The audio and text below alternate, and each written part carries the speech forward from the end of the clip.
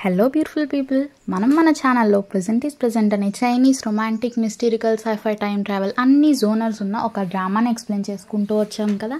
అయితే ఈరోజు అది ఫైనల్ ఎపిసోడ్ ఎక్స్ప్లెయిన్ చేయబోతున్నాను అనమాట. మీరు కావాలంటే నేను ప్లేలిస్ట్ ఒకటి అరేంజ్ చేశాను, వెళ్ళి అందులో నా ఎక్స్ప్లెనేషన్ చూసింది. ఈ వీడియోలో నేను ఎపిసోడ్ 16 అయితే ఎక్స్ప్లెయిన్ చేయబోతున్నాను. స్టార్టింగ్ సీన్లోనే మనకి 2025 చూపిస్తారు. హీరో అక్కడే తన లైఫ్ని లీడ్ చేస్తూ ఉంటాడు. యాన్షా వేజిషిని సాడ్గా ఉండొద్దని చెప్పిందనేసి సాడ్గా కాకుండా నార్మల్గానే ఉంటాడనమాట. ఒకరోజు నైట్ హీరో డిన్నర్ చేస్తుంటే ప్యారెట్ వచ్చేసి యాన్ ఇది తినే టైం త్వరగా రా అని అరుస్తూ ఉంటుంది. వేజిషి తను తింటం పూర్తయ్యాక ఆ ప్యారెట్కి కూడా ఫుడ్ పెడతాడు. ఆ తర్వాత జిషి తన బెడ్ మీద యాన్షా వస్తువులన్నీ అరేంజ్ చేసి వాటిని చూస్తూ ఉంటాడు. హీరోకి టైమ్ స్పేస్ ఫోన్ బూత్ నుంచి హీరోయిన్ పంపిన లెటర్ కనిపిస్తుంది. ఇక దాన్ని స్కాన్ చేసి వినటం స్టార్ట్ చేస్తాడు. అందులో యాన్షా ఏమో హీరోతో, హలో వేజిషి, నేను నీ గర్ల్ ఫ్రెండ్ యాన్షాని. ఈ రికార్డింగ్ వినే వేజిషి ఎవరో తెలుసా? రైనీ డేస్ అప్పుడు నాకు అంబ్రెల్లా తెస్తాడు, నా కోసం వంట చేస్తాడు, నాతో మార్కెట్కి వస్తాడు, ఇంకా నాతో రోజంతా టైం స్పెండ్ చేస్తాడు, నన్ను ఎంతో ప్రేమిస్తాడు, అవును కదా? వేజిషి, ఈ రికార్డింగ్ నువ్వు వినేసరికి నేను నీ పక్కనుంటే నువ్వు నన్ను గట్టిగా హగ్ చేసుకునేవాడు. మనకి ఇంకా పెళ్ళి అవ్వపోతే, లేక నువ్వు ఇంకా నాకు ప్రపోజ్ చేసి నేను ఆన్సర్ ఇవ్వకుంటే, ఎస్ ఐ డూ, నేను నిన్ను పెళ్ళి చేసుకుంటాను వేజిషి. ఒకవేళ ఇప్పుడు నేను నీ దగ్గర లేకపోయి ఉంటే నువ్వు మళ్ళీ డార్క్ ఎరాకి వెళ్లకుండా మూవ్ ఆన్ అయిపో. మళ్ళీ నువ్వు బ్రేవ్గా ఉండాలి, నీ మంచికే చెప్తున్నాను. మన పాస్ట్ చాలా అందమైంది, మన ఇద్దరికి చాలా మంచి మెమరీస్ ఉన్నాయి, అది చాలా నాకు. మనం మళ్ళీ వేరే టైం లైన్లో వేరే యూనివర్స్లో కలుస్తామని నేను నమ్ముతున్నాను అని చెప్తుంది. అంతటితో ఆ రికార్డింగ్ కంప్లీట్ అవుతుంది. ఈ రికార్డింగ్ విన్నంతసేపు కూడా వేజిషి చాలా బాధపడుతూ యాన్షానే గుర్తు చేసుకుంటూ ఏడుస్తాడనమాట. తర్వాత సీన్లో నీనింగ్ అండ్ డాక్టర్ షింగ్ని మనకు చూపిస్తారు. షింగ్ నీనింగ్తో యాన్షా సమాధి మీద ఏం రాస్తుందో గుర్తుంది కదా అని అడుగుతాడు. దానికి ఆన్సర్గా నీనింగ్ ప్రెజెంట్ ఈజ్ ప్రెజెంట్ అని చెప్తుంది. వేజిషి త్వరలో మామూలు మనిషి అవ్వాలని కోరుకుంటున్నానని కూడా అంటుంది. వేజిషి తన రూమ్లోంచి బయటకు వస్తే అతనికి ఎక్కడ చూసినా యాన్షానే కనిపిస్తూ ఉంటుందన్నమాట.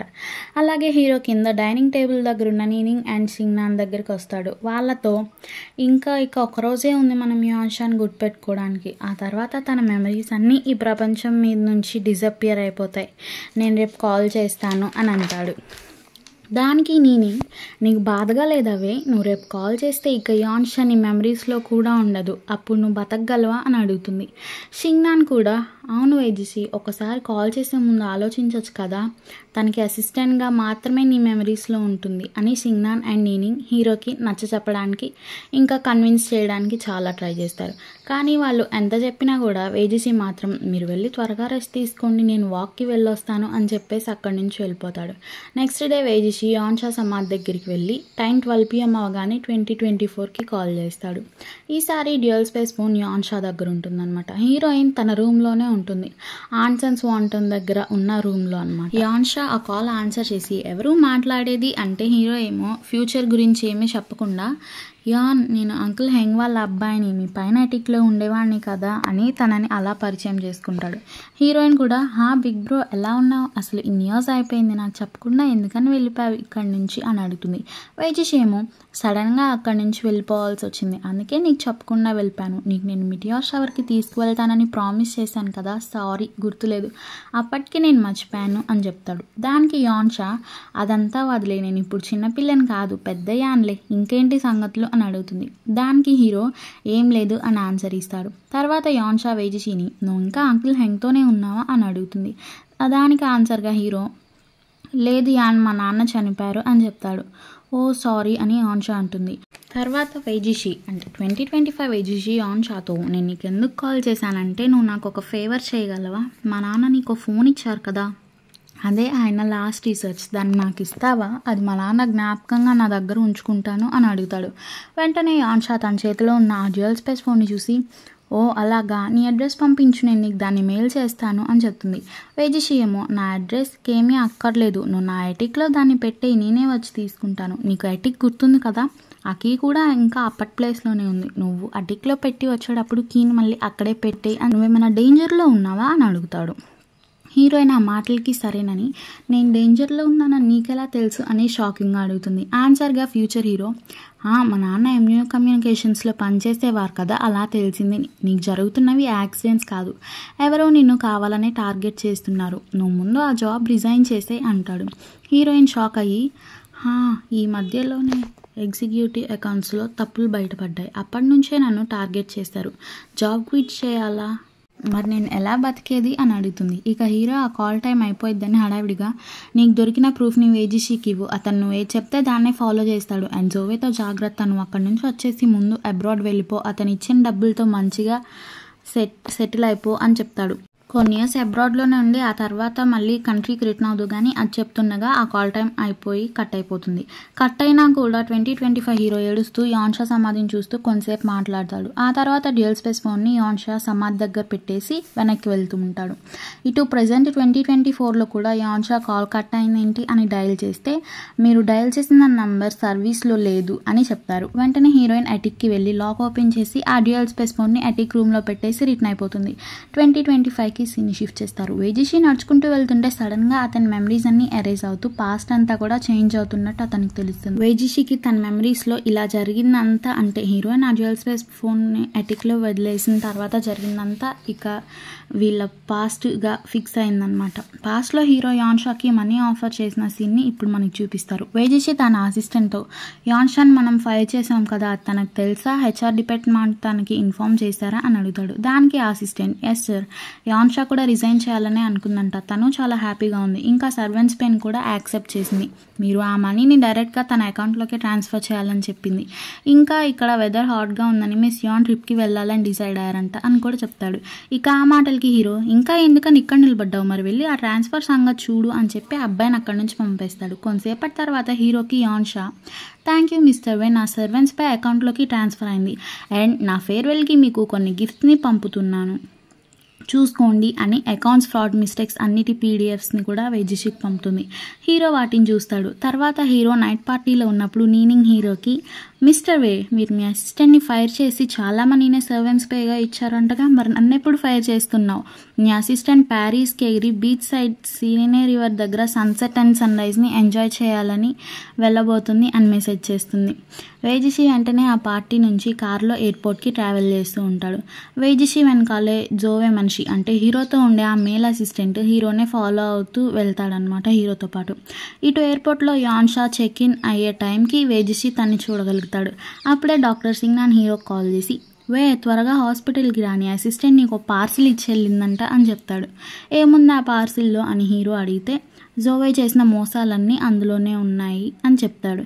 ఇక ఆ తర్వాత జోవేని ప్రూఫ్స్తో సహా పోలీసులు కప్పచెప్పేస్తారు నీనింగ్, సింగ్నాన్ అండ్ వేజిషి.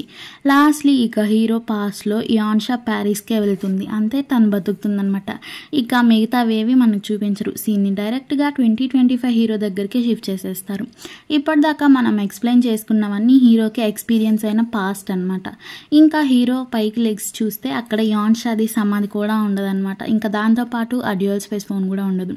హీరో ఆనందంలో ఏడ్చేస్తాడు, ఎందుకంటే తను టైం లైన్ మొత్తాన్ని చేంజ్ చేసేసి తన పాస్ని కూడా చేంజ్ చేసుకుని హీరోయిన్ యాన్షాని బతికించుకోగలిగాడు కాబట్టి. ఇంకా యాన్షా బతికే ఉంది, తను చనిపోలేదు అని తనే నవ్వుకుంటూ అనుకుంటూ ఉంటాడు, ఇంకా అరుచుకుంటాడు కూడా.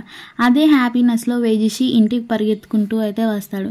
కానీ తన హ్యాపీనెస్ అంతా ఫేడ్ అయిపోతుంది, ఎందుకంటే యాన్షా అండ్ వేజిషి వాళ్ళు తీయించుకున్న వెడ్డింగ్ పోర్ట్రేట్ తన కళ్ళ ముందే డిజపియర్ అయిపోతుంది.